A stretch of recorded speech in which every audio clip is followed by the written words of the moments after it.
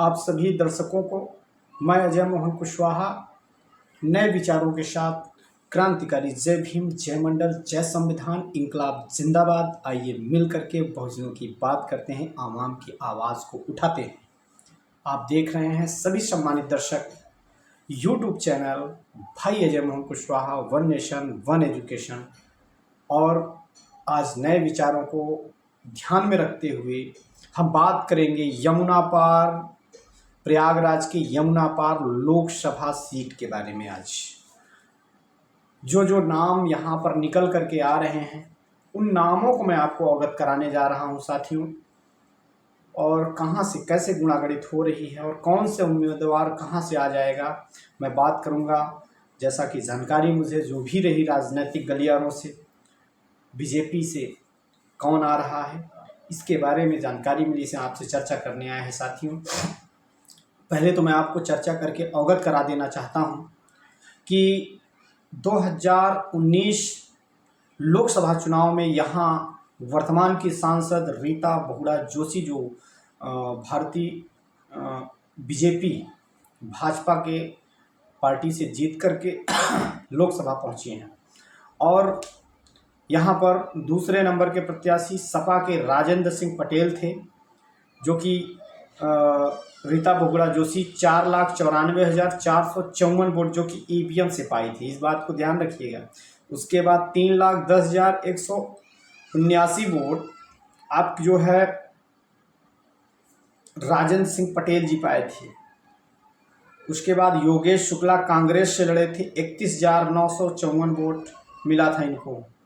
उसके बाद भाकपा गिरधर गोपाल त्रिपाठी जी 10,000 वोट पाए थे और कई वोट नोटा हो गए थे। इस तरह से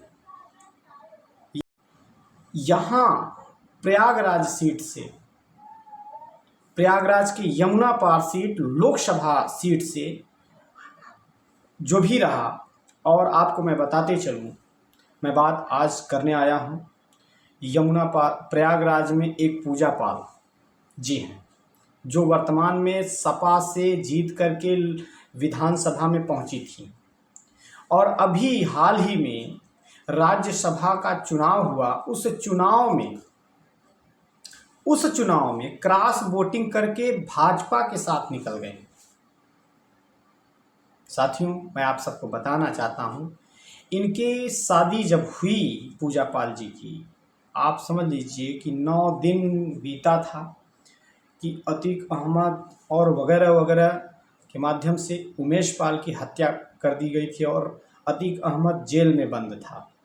और जैसा कि 3 नौजवान साथियों ने, जो आतंकी कह सकते हैं या उन्हें खूंखार अपराधी कह सकते हैं, पुलिस के हिरासत में योगी शासनकाल में जिस प्रशासन को लोग दुहाई करते हैं, उसी प्रशासन और शासनकाल में अतीक अहमद और उनके भाई की गोली मार करके दिन दहाड़े हत्या कर दी जाती है। और हत्यारे ये किसके थे? उमेश पाल के, जिसकी सज़ा काट रहे थे। साथियों, मैं आप सबसे यह बताना चाहता हूँ, मैं ये नहीं कह रहा कि मैं उन हत्यारों के साथ हूँ, लेकिन जब सज़ा व्यक्ति को दो मिले तो यहाँ पर व्यक्ति दोषी है या तो प्रशासन दोषी है या तो फिर कौन दोषी है? उमेश पाल हत्याकांड को दोषी करार देते हुए अतीक अहमद को जेल में भेजा गया और वह सज़ा भी काट रहे थे। तो आखिर ऐसी कौन सी विडंबना हुई कि इस तरह से उनकी हत्या हुई? ये बहुत चिंतनीय है, बहुत दुखद भी है। हमें और आपको विचार करना चाहिए। और तभी से इनका 2007 बसपा से विधायक बनती हैं पूजा पाल जी, बहन कुमारी मायावती जी के पार्टी से, बहुजन समाज पार्टी से विधायक बनती हैं। और तब से लगातार इनकी जो राजनीतिक छवि है, दमदार छवि है पूजा पाल की, और उसी वोट के बेस को, राजनीति को उन्होंने अपने हिसाब से राजनीति में उतर करके लोकसभा विधानसभा पहुंची। और आज जब SC ST OBC माइनॉरिटी अल्पसंख्यक समाज के हक और हुकूमत को लड़ने के लिए समाजवादियों ने, समाजवादी के पार्टियों ने इनको, बसपा के लोगों ने इनको लोकसभा विधानसभा पहुंचा दिया, तो आज उसी हक और सम्मान को दबाते हुए यह भाजपा के पक्ष में, जिसका वर्तमान में सरकार चली जाती है, तो अब ये विचार करना चाहिए कि आखिर इन्होंने ऐसा क्यों किया, इनके सामने समस्या क्या थी, इनको बताना चाहिए। लेकिन आप इस तरह से एक होनहार विधायक या होने के नाते आप इस तरह से किसी लालचवश या किसी दबाववश गई हैं, तो इस समाज के ऊपर आपने समाज को धोखा दिया, और बकाया आपका व्यक्तिगत क्या है उसको समाज में बताना चाहिए कि ये मुझे समस्या है। इस तरह से बीजेपी ने अब गणित बैठाना शुरू कर दिया है। बीजेपी का गणित क्या है कि अब पूजा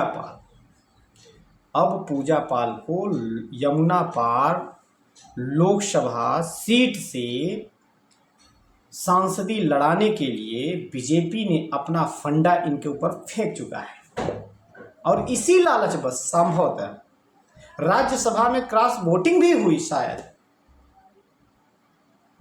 और इन तस्वीरों के माध्यम से आप देख सकते हैं कि पूजा पाल किस वजह से क्यों गई, और इस तरह से एक होनहार विधायिका, एक होनहार नेता होने के साथ साथ इन्होंने ऐसा कैसे कर दिया। और आज समाज की चिंता, बहुत स्थिति बेकार हो चुकी है, जो कि सामाजिक लड़ाई, सामाजिक न्याय की लड़ाई लड़ने के लिए हमें और आपको, अपने शिक्षा के अधिकार की लड़ाई लड़ने के लिए, हमें अपने संविधान की लड़ाई लड़ने के लिए, लोकतंत्र की लड़ाई लड़ने के लिए, जब तक हमारा ये विपक्ष मजबूत नहीं होगा तो हम सारे लोग कैसे खड़े हो सकते हैं। आप सांसद तो पहुंच जाओगे बन करके, आप सांसद तो बीजेपी में बना देगी आपको ईवीएम के माध्यम से, लेकिन आपको गूंगा बना देगी, आपको बहरा बना देगी, आपको लंगड़ा बना देगी। और एक पाल समाज का, एक कुशवाहा समाज का, एक यादव समाज का, एक पटेल समाज के किसी भाई के साथ अत्याचार होगा और आप आवाज उठाने लायक नहीं रहेंगे। आदरणीय विधायक पूजा पाल जी, हम सब पेरियार, दक्षिण भारत के पाखंड विरोधी पेरियार ईवी रामास्वामी नायकर के वंशज हैं, अहिल्याबाई होलकर के वंशज हैं।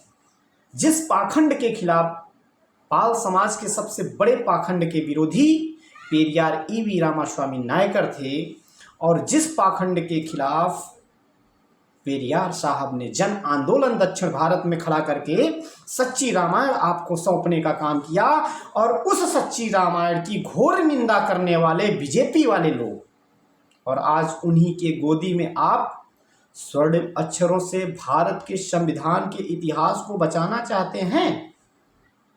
कैसे बचा सकती हैं आदरणीय विधायक जी? मैं आपसे यह पूछना चाहता हूं। मैं किसी पार्टी, किसी व्यक्ति विशेष से तो नहीं, लेकिन मैं आपसे पूछना चाहता हूं, आप किस मुद्दे को लेकर के, आप किस हुकूमत और किस विश्वास के साथ चुनाव लड़ना चाहती हैं? अगर आपको बीजेपी के लोग यमुना पार लोकसभा सीट से चुनाव लड़ाते हैं, तो हम सारे बहुजन समाज के लोग अगर आपके पति उमेश पाल के बारे में सोचेंगे, तो हिंदू बनाम मुस्लिम के बारे में फिर सोचना पड़ेगा। कहीं ना कहीं से हमें और आपको APJ अब्दुल कलाम को पढ़ने की ज़रूरत है। कहीं ना कहीं से हमें उस महिला फातिमा शेख को पढ़ने की ज़रूरत है, जिस महिला ने 19वीं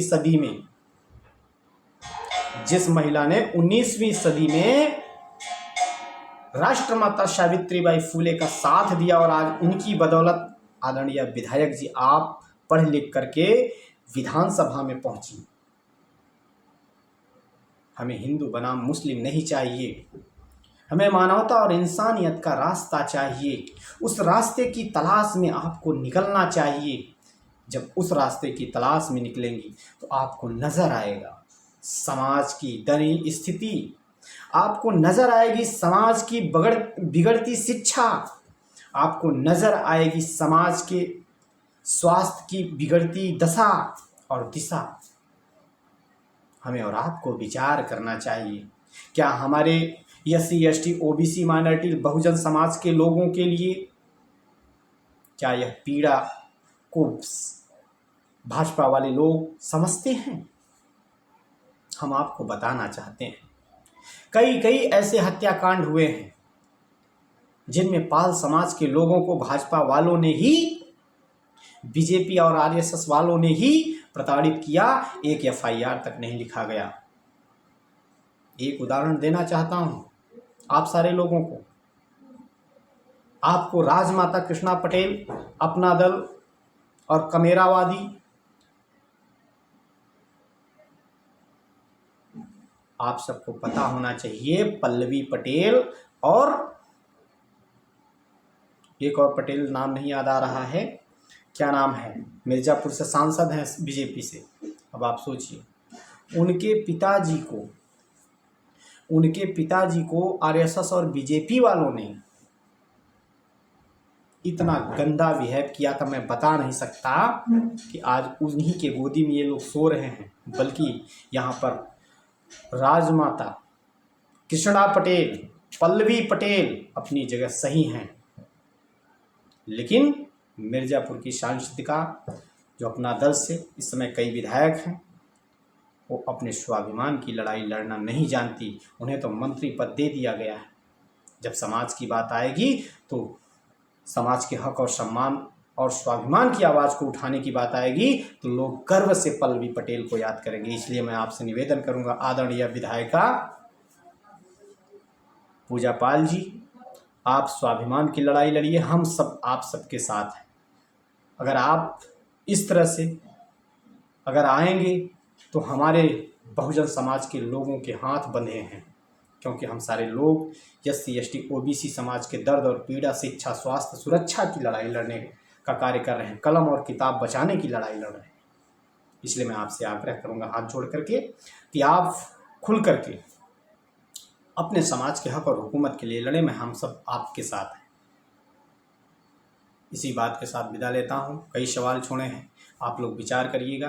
क्या आदरणीय पूजा पाल को बीजेपी के पार्टी से यमुना पार लोकसभा सीट से चुनाव लड़ना चाहिए या नहीं, ये आप लोगों को विचार करना पड़ेगा। साथियों, आप सभी लोगों से मैं निवेदन करूंगा और ढेर सारी मंगल कामनाएं भी दूंगा कि हमारे इस YouTube चैनल के माध्यम से हमारे विचार आप लोगों तक बार बार पहुंच रहे हैं। ये बड़ी ही अच्छी बात है और उसके माध्यम से आप सबका मार्गदर्शन मिलता है, प्यार मिलता है ढेर सारा। इसलिए मुझे भी लगता है कि मैं भी आप लोगों के बीच में हमेशा बना रहूं।